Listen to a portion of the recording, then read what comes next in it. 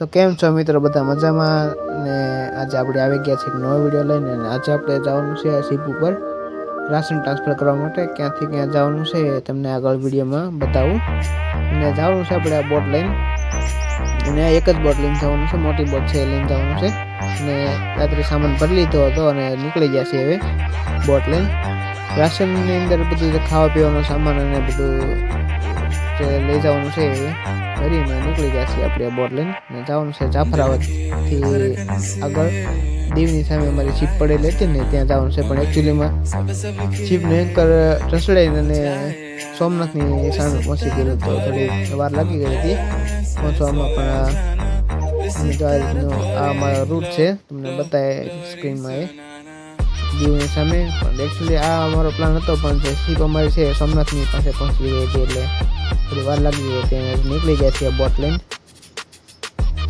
અને અત્યારે અહીંયા મોજો તો નથી, બહુ થોડો હશે, પણ એટલો તો હાલે રાખે. અને સ્પીડ બોટની આવતી હતી સારી એવી, એટલે કંઈ વાંધો નહોતો આવતો. અને આ વિડીયો મને એક બીજી અમારી એક બોટ હતી એમાંથી શૂટ કરીને આપ્યો છે, જેથી કરીને તમને બતાવી શકાય. અને પરંતુ અમારી જે બોટ તો એક જ ગઈ હતી, અને ત્યાં બી અમારે થોડું કામ હતું એટલે બહુ લાંબા વિડીયો શૂટ ન કરી શકો. જેટલું શૂટ થયું છે એટલું તમને બતાવીને ટ્રાય કરું છું.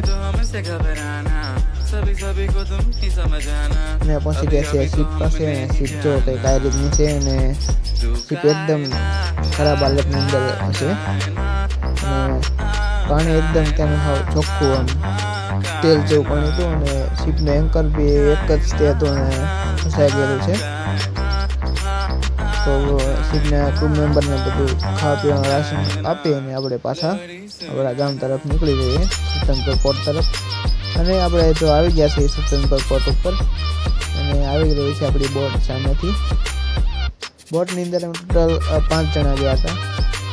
5 જણાનું ખાવા પીવાનું બધું જ અમારું બોટની અંદર જ બનાવવામાં આવે છે. બોટની અંદર કિચન છે, ટોયલેટ છે, સ્ટોર રૂમ છે, કોલ્ડ રૂમ છે, બધી સુવિધા અમારી બોટની અંદર જ છે. એટલે ખાવા પીવાનું કોઈ પ્રોબ્લેમ નથી. પાણીની વ્યવસ્થા છે. આ છે કંઈક અમારો સત્તનપુર પોર્ટનો નજારો.